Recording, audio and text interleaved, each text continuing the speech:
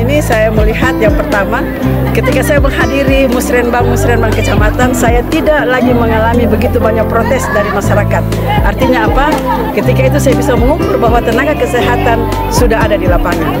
Sekarang bagaimana tugas saya dan tugas Dinas Kesehatan ke depan untuk meningkatkan kapasitas mereka, capability mereka, untuk mereka lagi semakin handal, semakin terampil dalam menangani kasus-kasus sehingga tidak terlalu banyak angka rujukan. Kami juga siapkan, kalau lihat ada mobil PSC 119, ini sebagai armada kami. Tadi kami sempat juga berikan penghargaan karena dia bersifat 24 jam melayani masyarakat, siap untuk mengantar layani seluruh rujukan yang ada di Maluku Tenggara. Dari sisi ketersediaan sumber daya manusia dan peralatan, gimana Ibu Kadis? Ya, untuk sumber daya manusia, kami rencana kebutuhan kemarin dalam P3 afirmasi, kita tetap menyusun kurang lebih 146 yang sudah lolos untuk periode April, dan kita akan susul lagi karena masih dibuka sampai tadi malam 14 November jam 24.00.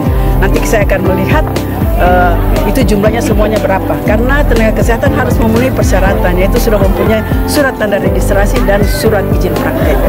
Saya sangat berharap semua tenaga kesehatan harus memiliki atau mengurus surat tanda registrasi dan SIP-nya, dan karena disitulah akan menunjukkan kemampuan atau kompetensi masing-masing profesi, baik itu dokter, perawat, bidan maupun tenaga kesehatan lainnya. Pak Bupati sering menganggap Ibu Kadis sebagai perempuan yang baja, yang kuat, yang tangguh terhadap seluruh persoalan kesehatan di Maluku Tenggara. Secara pribadi apa komentar Ibu? Kalau saya bersyukur mempunyai seorang bupati yang sangat visioner.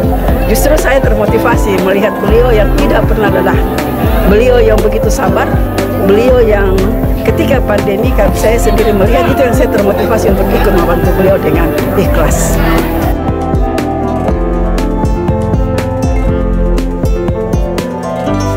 Untuk periode baru, siapapun bupatinya, tenaga kesehatan tetap berjuang sebagai tenaga terdepan untuk melayani masyarakat.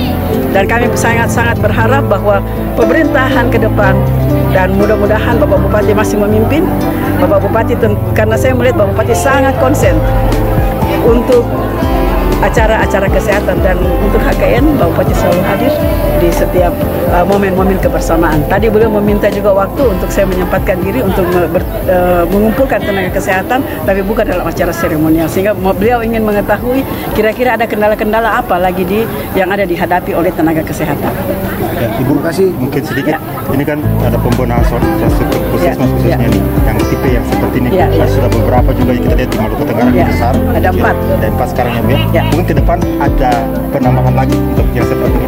Iya, tetap untuk pembangunan puskesmas. Sekarang kita mengacu kepada prototipe yang seperti ini. Dan memang ketika kami menjadi Kepala Dinas Kesehatan, kami berpikir anggaran yang harusnya misalnya 4 miliar dibagi dulu 3-4 puskesmas, kami tidak berpikir demikian. Kami mintakan untuk 1 puskesmas. Dengan demikian, maka perlahan-lahan kita akan mengatasi 1 puskesmas. Kalau yang begini modelnya 10 tahun akan datang masih bisa menjamin pelayanan kesehatan. Tapi yang seperti puskesmas, wadek atau polser itu untuk 10 tahun akan datang mungkin tidak bisa lagi memenuhi harapan, karena sekarang puskesmas dihadapi dengan akreditasi.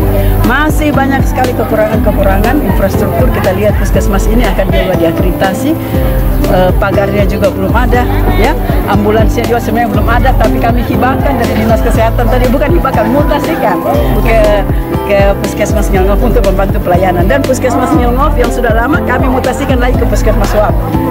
Dan ini sudah saya lakukan juga dulu, kendaraan yang parkir di Dinas Kesehatan saya mutasikan ke MUN, ya, Nyelngov, supaya semuanya bisa berjalan dengan baik. Siapapun kami berupaya untuk masyarakat bisa terlayani dengan baik. Untuk saya sendiri juga, saya juga akan memasuki masa pensiun terhitung 1 November 2023, sehingga pelaksanaan HKN di 12 November 2023 mungkin saya tidak bersama-sama lagi sebagai Kepala Dinas Kesehatan. Saya memberikan banyak apresiasi untuk seluruh tenaga kesehatan. Ya, tadi kita lihat begitu banyak inovasi-inovasi yang dilakukan oleh pihak puskesmas, dan juga dengan adanya kita lihat tampilan-tampilan puskesmas, mereka mengekspresikan, ya, walaupun mereka setiap hari bekerja melayani pasien, tapi ternyata mereka tidak kalah juga, ya, bagaimana mereka mengelola stres dalam bekerja, mereka bisa ikut. Kita lihat tadi malah rumah sakit umum bisa mendapat juara 1 dalam goyang MTH, rumah sakit Hati Kudus Lang juara 2, malah puskesmas Holat yang juara 3. Dan untuk tim juri, saya kira kemarin sudah sama-sama kita lihat tidak ada pihak dinas kesehatan.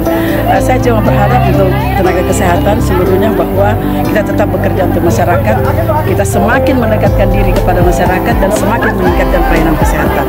Dan kita lebih banyak lagi bagaimana kita memperjuangkan, ya, pertama memperhatikan kesehatan ibu dan anak sebagai tolak ukur untuk keberhasilan derajat kesehatan masyarakat di Indonesia, khususnya di Maluku Tenggara.